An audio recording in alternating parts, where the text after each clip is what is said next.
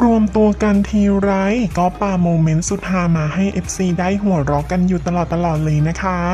สำหรับแก๊งเพื่อนซี 3V อย่างกองทัพพีคมิ้นท์ รันรวีและเซนสุภพงษ์แก๊งดวงใจเทวพรหมค่ะล่าสุดเมื่อมารวมตัวกันอีกครั้ง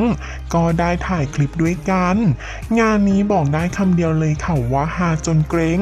ขำจนกลิ้งกันไปเลยก็แหมแต่ละคนเขาทั้งแสบทั้งซนชนิดที่ไม่มีใครยอมใครกันเลยทีเดียวนะคะ